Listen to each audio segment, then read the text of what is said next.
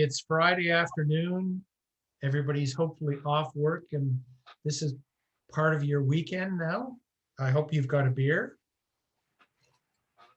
or a beverage of your choice. I'm really thankful to NLAS for inviting me to give a talk, because I always like to share the activities of the Shipwreck Society. The picture I've got up here is an amazing photograph taken by a teenager, Ina Farrell, the day after the Pollux and the Truckstand ran aground out near St. Lawrence. And she ran out there on her own and took these pictures, and the US Navy tried to take them away from her. And she told them she was a reporter for the Globe and Mail. And she told them they weren't getting her pictures for love nor money. So she's a spunky Newfoundlander, boys. That's for sure. Okay. I'm going to talk a little bit. I'm going to talk about a number of things today, but I'm not going to bore you with a lot of administration. This is the only slide I've got really talking about the Shipwreck Society of Newfoundland and Labrador. And our mission is to advance the documentation, awareness, and stewardship of shipwrecks right across the province as much as we can. So what I'm going to talk about today is exactly those three things. I'm going to talk about what we've been doing in terms of research and documentation of shipwrecks. I'm going to talk about raising the activities we've done, raising awareness of our shipwreck history. And I'm going to talk about what we're doing now in terms of working to protect shipwrecks across the province. So the first thing I'm going to talk about is researching shipwrecks. Obviously, this is historical archaeology that we're involved in.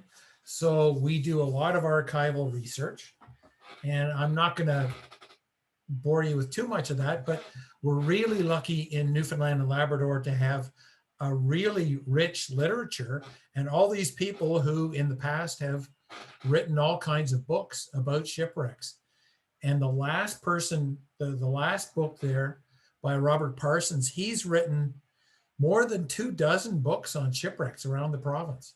So we're really lucky to have all that historical research and those books out and available. We've got, obviously, we're really lucky with the Digital Archive Initiative at Memorial to have a lot of the older newspapers already digitized. So that makes searching through them really easy. And then we've got more than 100 community museums spread around the province. They each have an archive, and they're gold mines. And of course, we've got the rooms in town here, which is really nice to have. And we've got the Maritime History Archive at MUN, which is super. For our work, for our recent projects, we've been going further afield. So I've been up to Library and Archives Canada, beavering away there on the old Royal Canadian Navy records and Coast Guard records. I've been getting a lot of material from the German U-boat museum that's up in northwestern Germany. And I've had one visit to Kew in the UK, getting Royal Navy records there. One of the nice things that we turned up, or I should say nice, that's a loaded term. One of the interesting things we turned up with our Bell Island project that I'll talk more about later is we actually changed the historical story for that. This letter, this memo within the Dominion Steel and Coal Corporation listed the survivors from one of the 4 ships that was sunk on Bell Island. And lo and behold, 5 of the names on this memo of survivors have those 5 guys have always been listed among the dead from the Rose Castle. So if you go over to Lance Cove on Bell Island and look at the stone memorial there, you will see 5 of these names on that stone that really don't belong there because they survived. So through the research for that project, we were able to change the story. We were lucky to reach out to the Beaton Archives, Beaton Institute rather, which is the archives over at the University of Cape Breton. And they put us onto this one. They have all the old records from the Dominion Steel and Coal Corporation. One of the other things we're really lucky to have is the Center for Newfoundland Studies and the Map Library at MUN. You guys probably can't see this map very well. It's very small. So what I'll do is I'll zoom in on the one corner down by Cape Race in the Southern Avalon. And you can see there, this map covers about the last 25 years of the 1800s. And you can see how many shipwrecks are down around Cape Race just from that 25-year period. So that gives you a feeling for how many shipwrecks there are around Newfoundland. The mythology is there's 10,000. I don't know what the real number is, but with all these kinds of resources, we're really able to start our research and our exploration. We've been really lucky in finding shipyard plans of many of the shipwrecks that we're interested in. These are ones of one of the Conception Harbor whaling wrecks that we did work on several years ago that we got from the shipyard archives that are up in Northeast England. What we've started to do more and more is reach out to eyewitnesses and gather oral history. So they can be veterans, they can be crew members on ships, they can be eyewitnesses ashore, they can be older fishermen that are familiar with shipwreck history and have snagged their fishing gear on shipwrecks. They can be former salvage divers. And we interviewed one salvage diver a couple of months ago who was very active on the south coast of this province back in the 1970s. And I'll mention him again when we get to some of the wrecks in particular. The veteran here is a Cape Bretoner, Gordon Hardy, who survived the sinking of the Rose Castle. And we were able to find an audio account that he did online. And we shared that with our Bell Island story. And it was really moving, really glad. He's since passed away now, but it's great to be able to find those video and audio recordings of their accounts. I'm going to switch gears now and get into what I find the interesting stuff, which is documenting the shipwrecks. So getting out, getting the scuba gear on and getting underwater. So we do a lot of work, but we're also really lucky to have some great partners. And in the case of Bell Island, Jill Heiner is a Canadian professional underwater filmmaker and photographer, and she very graciously donated some of her video documentary and several of her photographs for our Bell Island exhibit. And that's one of them there. That's the bow of the PLM. That's another one of her shots of a rebreather diver on one of the deeper wrecks. These are photos that I've taken on the Bell Island wrecks. I tell you, it draws you up pretty short when you come across a shoe that you realize somebody was probably wearing when the ship went down. Then there's,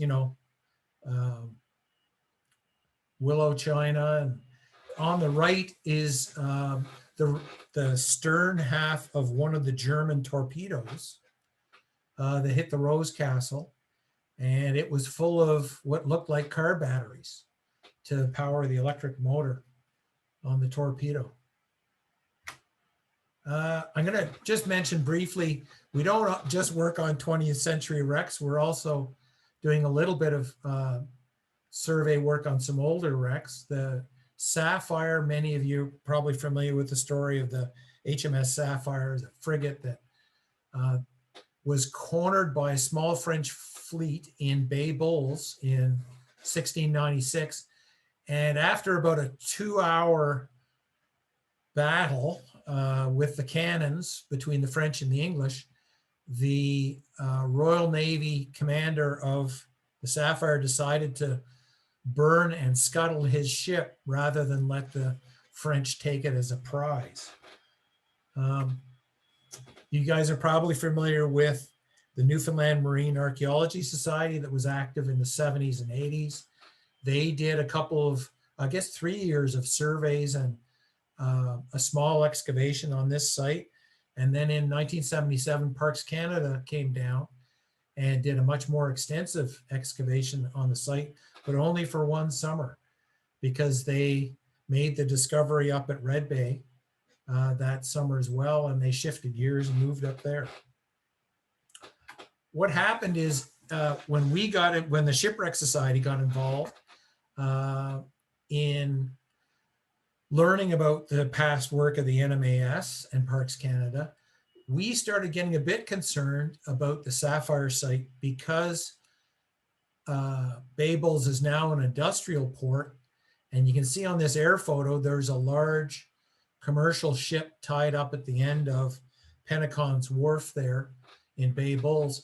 And the prop wash from those ships can affect the sediment deposition and erosion on the bottom in shallow waters. And this wreck is only about, the Sapphire is only about 55 feet deep or so. So we had some concerns about whether prop wash from the coming and going of these commercial ships might be affecting the site. So we got in touch with the PAO and they shared our interest. And so a bunch of us went down, Jesus, probably 5 years ago now, and did a quick survey. And those are the cannons down on the Sapphire site, as well as a tire and many beer bottles and Coke bottles and pop cans and everything else.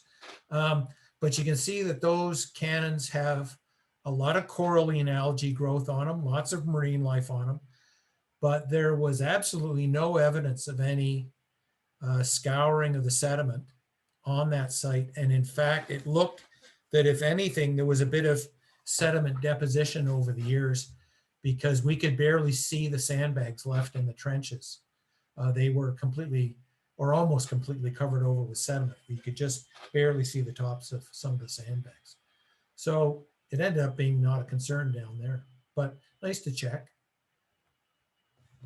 There's lots of other sites we've been documenting.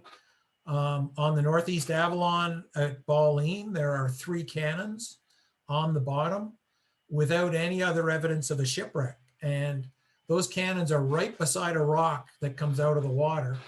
And I kind of suspect that a ship may have run aground on that rock several hundred years ago, and either in the fog or at night. And they had to pitch off some weight from their ship to get off of that rock. And they chose to get rid of 3 cannons.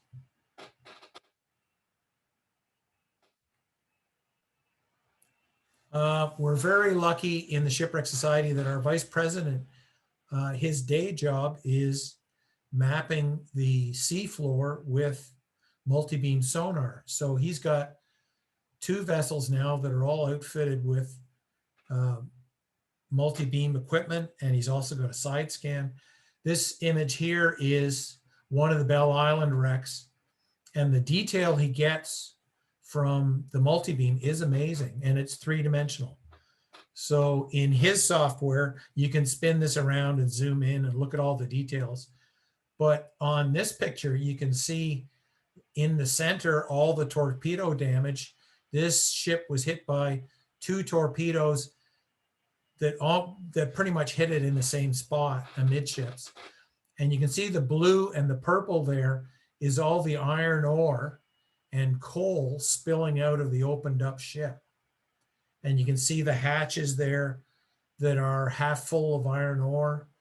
And in the very back of the ship, in the stern on the left, you can see there's a very small bit of red hanging over the back of the ship, and that's actually the stern gun.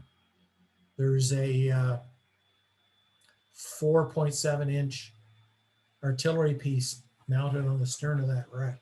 So the detail we get out of these multi-beam surveys are very good. And we're hoping to get Ken out with his vessels doing more of this kind of work and searching for shipwrecks with his multi-beam. We've been doing some mapping, basically old school, traditional sketching and tape measure surveys on wrecks. We done that for the 3 whaling wrecks down at Conception Harbor that you see here. But that's very labor intensive. So we've started doing more and more photography underwater and using computer software that you guys are probably familiar with to turn it into 3D photogrammetry. And I'll show you this model a little later, but I was able to take 300 pictures of this schooner wreck on a single dive and capture detail that would have taken thousands of hours to measure in using tape measure and slate. So photogrammetry has really changed the game for underwater archaeology, where time is always of the essence. Okay, now I'm going to talk about recent stuff. I was very lucky this past fall to take part in a shipwreck diving expedition organized by Ocean Quest Adventures here in St. John's. And we went down the Burin for 6 days and dove on wrecks that were all new to me down there. And then in October, we went for a long weekend and dove on a couple of wrecks in Placentia Bay that I wanted to investigate. And we had a great team of divers and support in the Zodiac that Ocean Quest provided. Here's a map of the sites we visited down the Burin, near St. Lawrence and closer to Burin itself, and up in Placentia Bay on Long Island and Mirachine Island. So I'm going to start with the story that every Newfoundlander knows by heart, I suppose. The USS Pollux and Truckstand, 2 US Navy warships that ran aground on the Burin in a winter gale in February of 1942.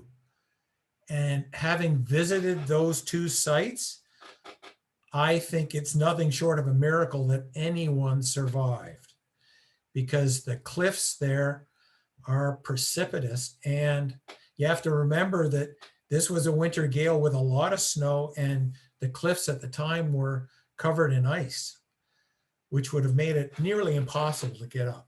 Anyway, there was 389 sailors on the 2 ships, and 203 of them died, but really heroic efforts by the residents of St. Lawrence and Lawn managed to save 186 of those sailors, which is just incredible. So that's the destroyer that ran aground and couldn't get off. And the Truckstand ran aground in Chambers Cove. There's a beautiful trail and memorial there that I encourage you to visit if you do go down to St. Lawrence. The Truckstand was an old destroyer left over basically from World War I, built just after World War I, but was modernized for World War II. It's in very shallow water. It's only in about 25 feet of water. It had 2 engines and 2 propeller shafts and two propellers. This, you can see the propeller shafts here and the size of them compared to the divers. They're more than 100 feet long. That's one of the, it's the innards of one of the steam turbine engines aboard. That would be about 6 feet high off the bottom. And there were thousands and thousands of deteriorating artillery shells lying all over the bottom, and what looked to be 50 and 30 caliber machine gun rounds lying everywhere. So you can see in this picture the brass artillery shells, the warheads that are deteriorating and with the fuses attached. And if you look closely here and down in here and here and over here, there are 30 and 50 caliber machine gun rounds. And over here, the shiny brass stuff, that's the brass casings from the artillery shells for the deck guns on the Truckstand. Here's the second ship that ran aground and was not able to get off. It's the USS Pollux. So this was a cargo ship, a supply ship that was owned by the US Navy. There was a third ship, a destroyer, the USS Wilkes, that ran aground about 200 meters from the Pollux, but it was able to get reverse and get back off the rocks and eventually got back over to Argentia, which was their destination. The Pollux was a huge ship. You've already seen this photo. This is the day after, and the ship had broken, started to break up, and the bow broke off and the stern broke off. When we went on this expedition, Ocean Quest did not know the exact location of the Pollux wreck. There are several diagrams in the museum and in a dive guide for the Atlantic region and that all show the wreck in the wrong place. They show the wreck as being on the south side of Lawn Point. And I was lucky enough digging through Cassie Brown's collection in the Archives and Special Collections in the Munn Library, found this sketch map from an eyewitness in 42 that she had obtained. And it showed the Pollux going in on the west side of Lawn Point. So lo and behold, when we went diving, this is an actual picture of my fist pump moment when we first found the wreck site. And it's always mixed feelings on these wrecks that are war graves, because it's pretty somber knowing you're on the exact site where more than 100 guys drowned. But it's also really exciting as a diver and an archaeologist to locate the wreck. So what we discovered was over a course of several dives, it looked like somebody had taken the contents of a hardware store and dumped it on the seafloor. So this was all the cargo that the Pollux was carrying to the naval station at Argentia. So there were padlocks and bolts and nuts and deck cleats and coat hooks and cutlery and you name it, it was on here. And you can see some of the corroded steel plates, you know, from the decks of the bulkheads that have just been bent like plasticine by the wave action. There's two halves of the frame, brass frame for portholes in the side of the ship. That I didn't recognize what that was when I was underwater, but since talking to some people who are more knowledgeable than me, they told me they're parts of a Yarrow boiler. So that's the boiler that created the steam for the engine of the ship. And that's what a Yarrow boiler looks like when it's in one piece. So looking around the site, we found the different pieces of this boiler lying around. These were interesting. These are very large bombs that would be dropped by planes. And I'll give you a little, that's what the bomb looks like when it's fully assembled. So that's a United States Army Air Force 500-pound bomb they dropped from a plane. And the ones we had didn't have the detonators in the nose or the tail fin screwed on yet. But there were dozens of these lying around. And you can see the one there where the steel has eroded away, and you can see the white explosive putty that was inside them. So this was definitely a no smoking area. Again, on the Pollux, we found sections of the propeller shaft that were just huge, and several sections of these all broken apart. This was one of the more spectacular parts. This is a huge gear. It's not part of the steering mechanism, but probably part of the cargo loading system. And that is one of the deck guns. That's the Pollux had 4 smaller deck guns and 1 large 5-inch deck gun. And that's the remains of the 5-inch deck gun there.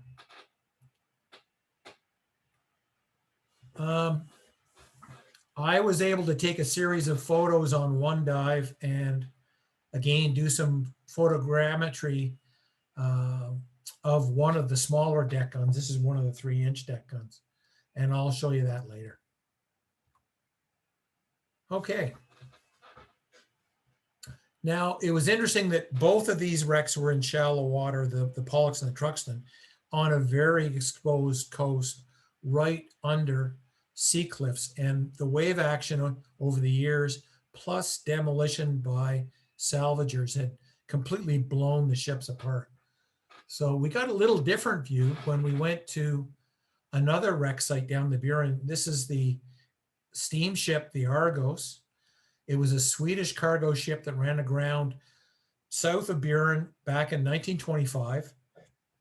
Ran aground, the entire Swedish crew got off the ship safely, but as will happen, the ship was overrun by fishermen over the next several days who were intent on getting their hands on anything they could get off the ship.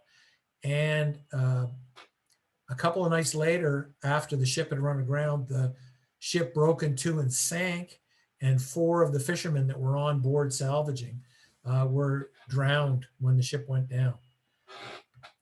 It was 313 feet long, steel hull, single steam engine. And I was really impressed when we found this wreck. It's a huge wreck site.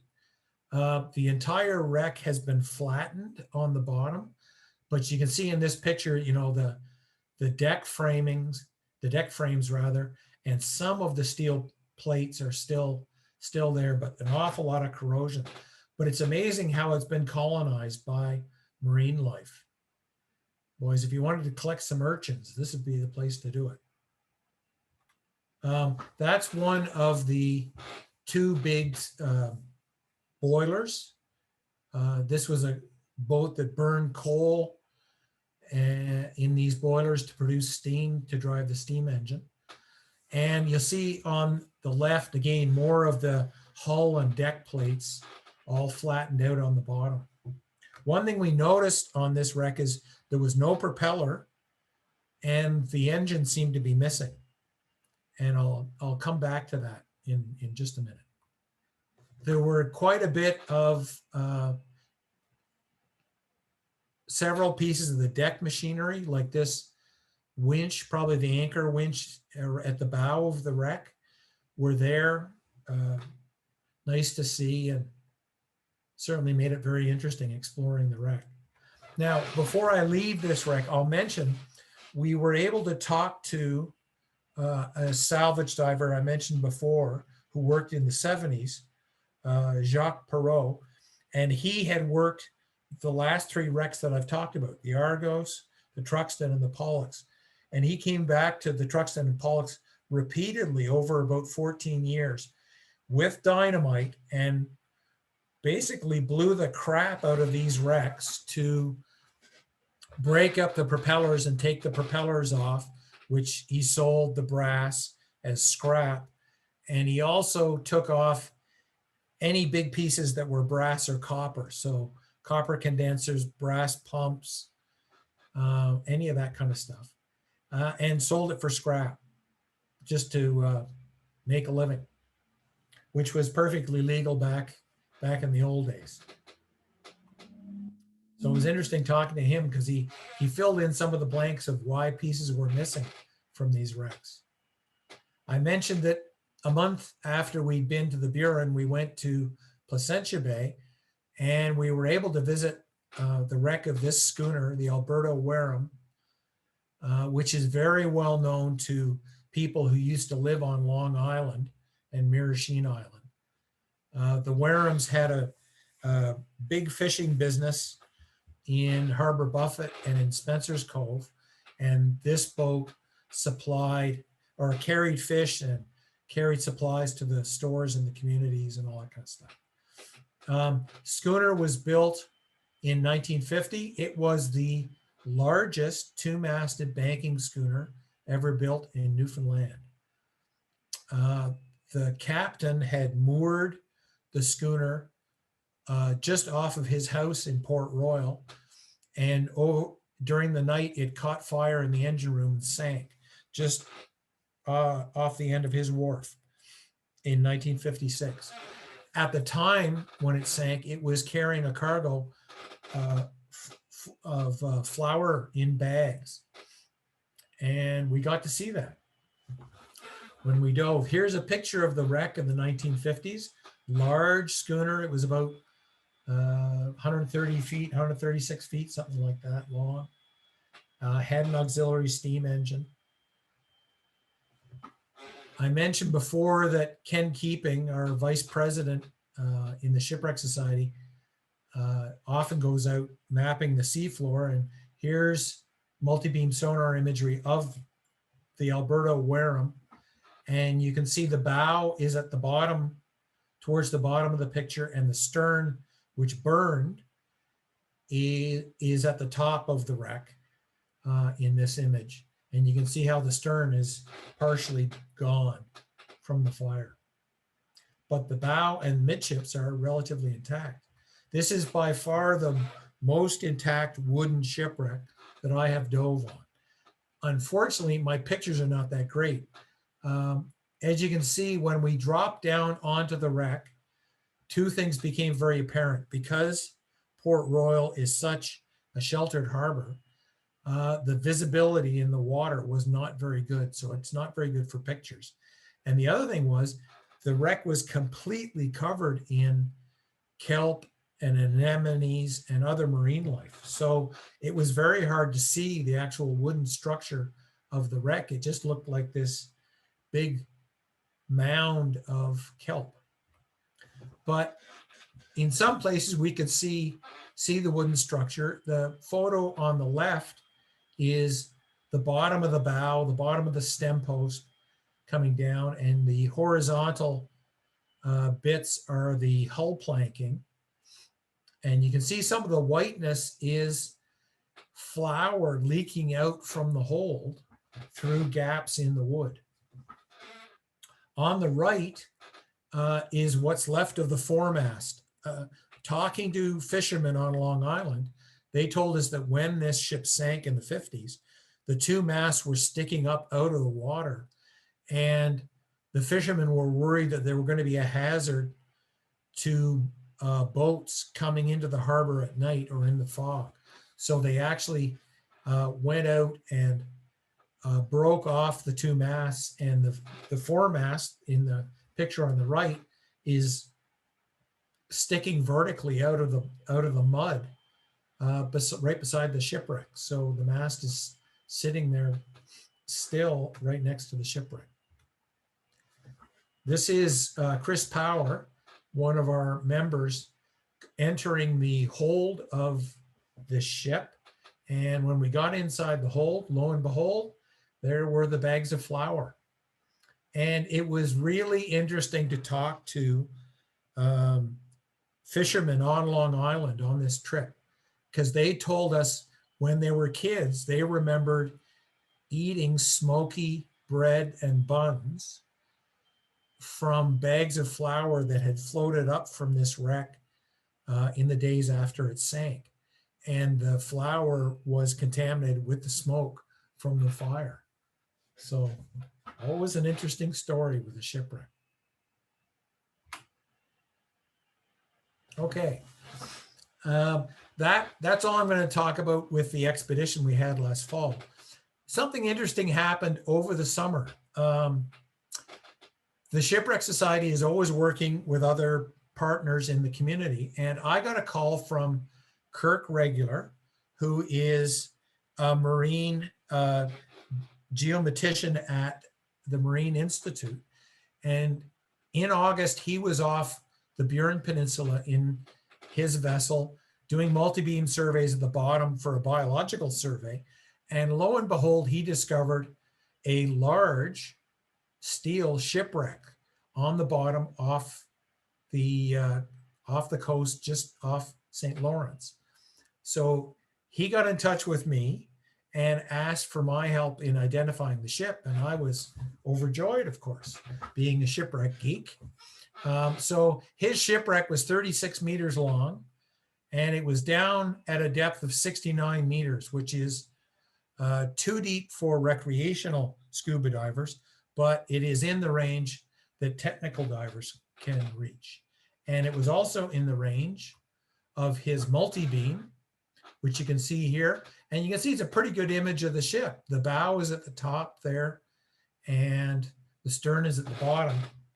And I, just by good luck, was able to tentatively identify this from information sources that I found. And before I mention that, I'll just mention that Kirk was able to put a drop video camera down on the deck and get some video of the shipwreck. And this is the compass binnacle on the flying bridge of that ship. So I was able to put a tentative identification of the ship as a tug called the Ss Champlain. It was built in 1904, and it was the first purpose-built Canadian government icebreaker in Canada. So it was used for about 20 years by the Canadian government as an icebreaker on the St. Lawrence River. And then it was sold privately, and it was used as first a ferry and then as a tug on the St. Lawrence, and then later in the 30s on the Great Lakes.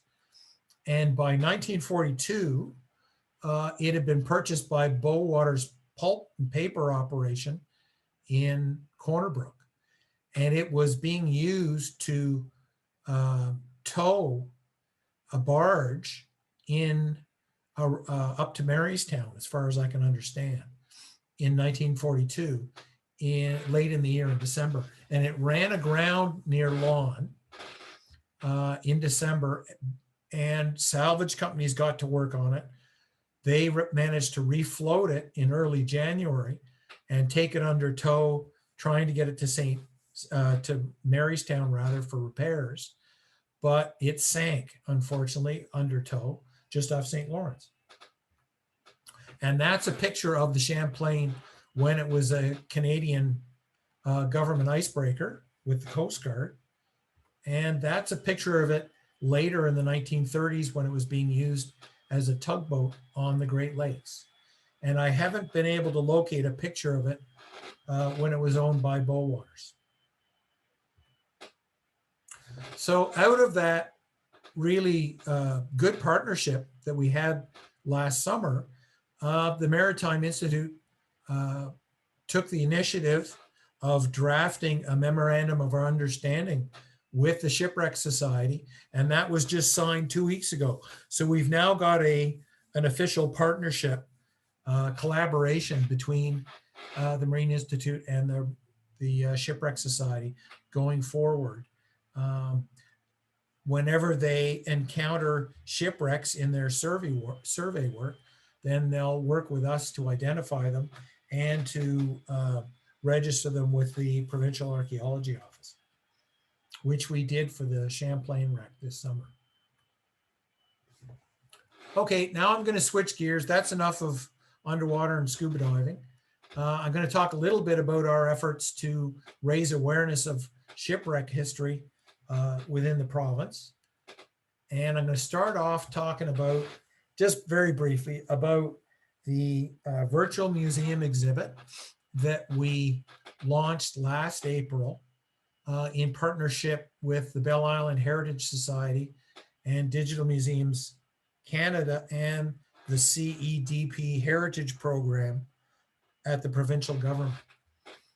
I'm sure many of you have heard me talk about this before, so I'm not going to belabor it. I think it's a really good website that has 20 different chapters and over 100 images of different kinds, documenting the 2 U-boat attacks that happened in 1942 at Bell Island that sank the 4 ore-carrying cargo ships there. So we've got details on the U-boats, we've got details on the ships and the crews, and the men that were lost. We've even got photographs that were taken by one of the U-boat commanders when he was in Newfoundland. And we've got lots of information on the historical context of why the iron mines in Bell Island were so important to the Allied war effort, and why the German Navy focused on attacking the ore ships off Bell Island. So these are some of the resources that we were able to gather for that thing. You always find nuggets of gold when you're in the archives. I was able to find a photo album from one of the Fairmile motor launches that was doing anti-submarine work in Conception Bay during the war. And the photo on the top left is actually the Rose Castle loading at the loading pier on Bell Island in 1942 before the U-boat attacks. The top middle photo is Rolf Rugeberg, the commander of U-513, the first U-boat that came and attacked in September of 42. The handsome fellow on the upper right is the same veteran that I showed you earlier. That's Gordon Hardy from Ingonish, Cape Breton, when he was 17 years old and working as a trimmer on the Rose Castle. I mentioned that Jill Heiner donated her underwater documentary exploring Bell Island. Let us include that in our exhibit. That's on the bottom left. And in the center is one of the homes where the survivors from the sinkings were taken to in Lance Cove on Bell Island and given first aid and dry clothes and hot tea and brought back to life. And we also included photos on the bottom right of some of the commemorative ceremonies. That's Lieutenant Governor Fagan, who was at the 75th anniversary back in 2017. In the exhibit, we also highlighted what happens every year commemorating the events at Bell Island. Ocean Quest takes local divers out to lay a wreath or a cross on one of the wrecks every year, and we publicize that on social media. And you can see again another photo in the bottom of the 75th anniversary celebration or commemoration over at the Seamen's Memorial in Lance Cove. So if you want to see that exhibit online, you can just Google when World War II came to Bell Island, or you can go to the Community Stories website of the Digital Museums of Canada, where that exhibit is hosted. I'll just mention that we're working now, we're about halfway through completing a second virtual museum exhibit. And we're doing this one in partnership with the Southwest Coast Historical Society, which runs the museum in Port aux Basques, and again, with funding from Digital Museums Canada and the CEDP Heritage Program of the Newfoundland Labrador Department of Tourism, Culture, Arts, and Recreation. And it's on the tragic sinking of the Caribou in October of 1942. So we've been working for the last year gathering information and images and eyewitness accounts. I've got all the Royal Navy, or sorry, the Royal Canadian Navy files from Ottawa, and we've been getting stuff from archives all around the Atlantic region.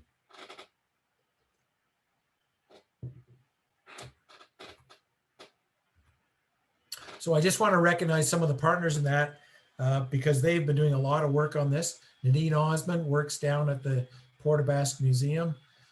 We hired Robin McGruer, who's a Mun folklore student, to be our researcher on this project. And Jennifer Morgan, artist and writer here in St. John's, who has very strong family ties to the sinking of the Caribou.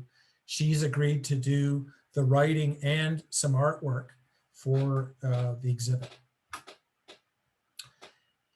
And I will mention a third thing that we're doing or hoping to do with Digital Museums Canada. We've put in a proposal for a much larger grant to develop a province-wide shipwreck virtual exhibit. This time in partnership with the St. Lawrence Historical Advisory Committee, which runs the museum down in St. Lawrence, and Digital Museums Canada. And we're hoping we should hear back in the latter part of April about whether we get that funding. And it's going to be significantly more than we've got in the past. And it'll really get us started on a province-wide endeavor. I'm not going to say anything much about the Conception Harbor project. I've talked about that before. If you've been down there, you've seen our storyboard that's up next to the Rex that we did in partnership with the town.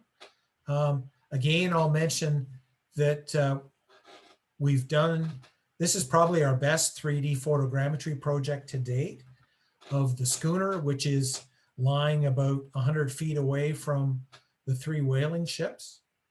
And I'll show you that photogrammetry in a minute. In terms of sharing our information, we've had 2 articles in the PAO's annual archaeological review on our work, first on the whaling ships at Conception Harbor, then on schooner. And I'm happy to say we've got a 3rd article in press, if you want to call it that. Stephen Hull is putting the issue together for 2020. And we've got an article in there on our expedition, which I talked about just a minute ago.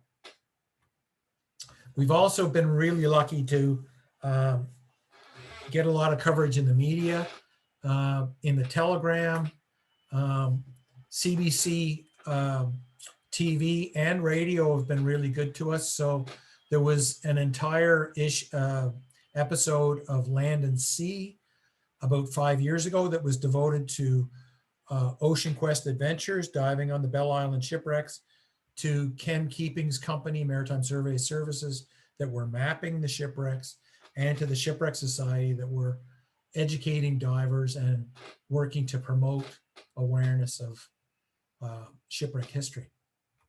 And more recently, I've been lucky enough to appear on Crosstalk. Ramona's been really good to invite me a couple of times, once last fall and once in January. And I've got to share the microphone with Jean-Pierre Andrea, who is just a font of knowledge on nautical history in our province and in St. Pierre-Miquelon. So that's been a real pleasure. And it's really heartening to see the number of phone calls we get every time we're on Crosstalk. We've got lots of members. We're now over 500 members in the Facebook group. So we get lots of traffic there. Our website is, I'm a bit shamefaced to say, it's woefully out of date. We haven't done much updating the website the last 2 years, but hopefully if we do get a bit of funding from Digital Museums Canada in the spring, we'll be able to do a much better job with the website. The one thing I did want to mention is the 3D photogrammetry. The Shipwreck Society has got a channel on a website called Sketchfab, which is probably the most popular place to share 3D models and video game characters and spaceship models and everything else. But it's really been adopted by a lot of heritage institutions as a good way of sharing digital cultural heritage. And what I'll do is I'm going to try to stop sharing this, and I will try sharing my other screen if I can see it. Oh, where is it? There we go.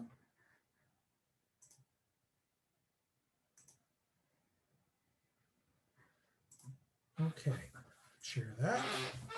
So this is Sketchfab, and it's a really easy way of sharing 3D modeling online.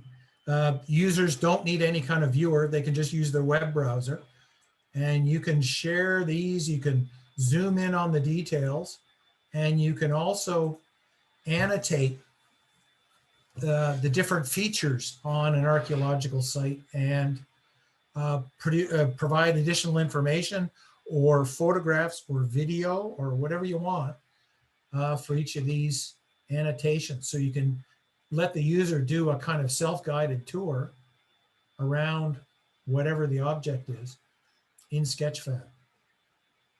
So that's the schooner wreck. We think this is the Eleanor Spurvey, but we need to confirm that with more oral history gathering in the community.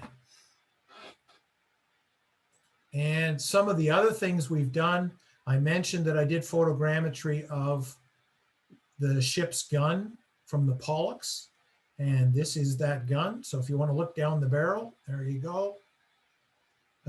And again, that's annotated with some descriptions of the different features. So, okay, now I'm going to get out of this and go back to the presentation. We've got other things you can look at on that Sketchfab site.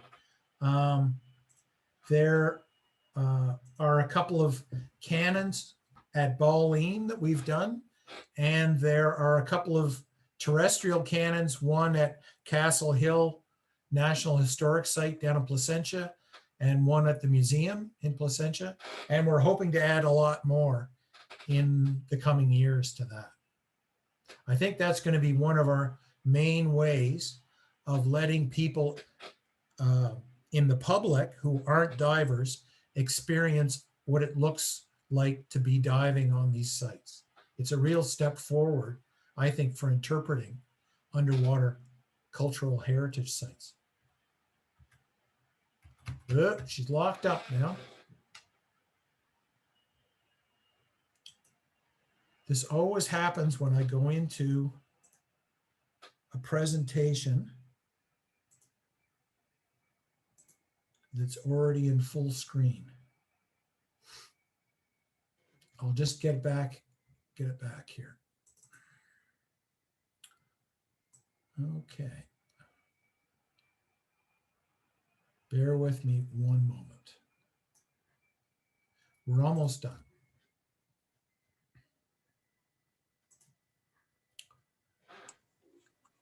We've got a timer on that. Yeah, I know. Shocking, boys. Okay, I'm hoping you can see this. Yep. And then I've got like 2 slides, just going to talk about a little bit about our work to protect shipwrecks.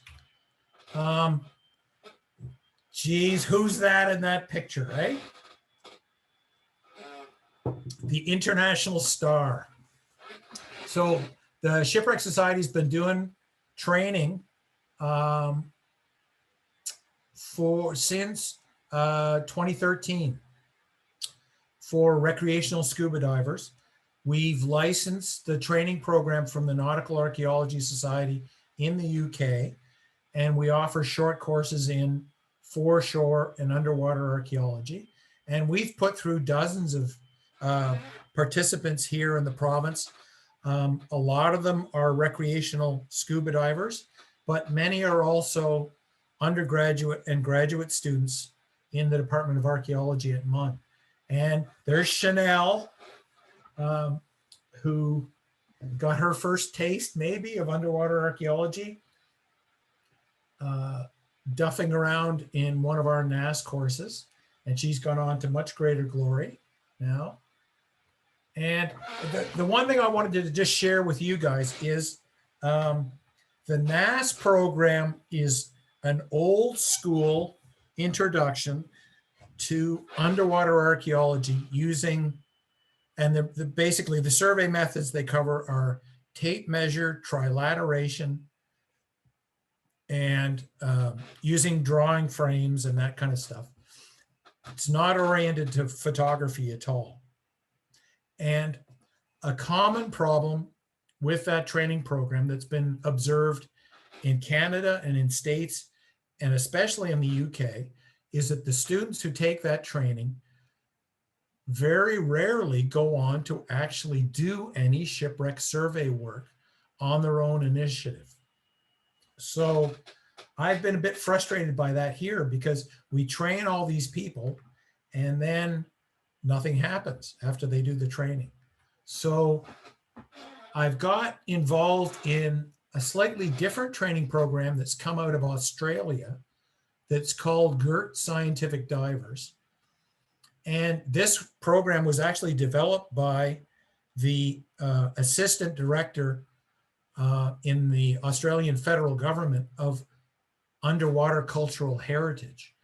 And he wanted to figure out a way to get recreational divers involved in documenting and monitoring shipwrecks and other underwater cultural heritage sites, because what's obvious to anybody who's involved in the management of archaeological sites underwater is that there are way more sites to be documented than there are professional underwater archaeologists to do the work. So he wanted to figure out a way of crowdsourcing that documentation effort, recording effort. So he's come up with a training program and an online system for basically doing photo surveys or photogrammetry surveys of shipwrecks and uploading the data in a really useful package for each shipwreck online in a format that he, as a manager of underwater cultural heritage, will find very useful for monitoring the status of shipwrecks over time. So the advantage I see in this, it's a lot more fun doing one of these surveys than it is a tape measure survey, and it's a lot faster. If you have a buddy pair or 2 buddy pairs, you can easily complete a survey in a day on a shipwreck. Now, it's not exhaustive. It doesn't capture the whole shipwreck if it's a large site, but it starts the process of gathering good, useful information for adding those shipwrecks to databases of archaeological sites, that can be further managed. Anyway, there's more information on that. Since the COVID pandemic has hit, the person responsible for this program has moved his training completely online. So it's very easy for somebody in Newfoundland to do the training It was just offered in late February, and there was a bunch of us that did it then, and it'll be offered again in the near future. So just an opportunity for anybody who wants to get involved. Okay, that's it.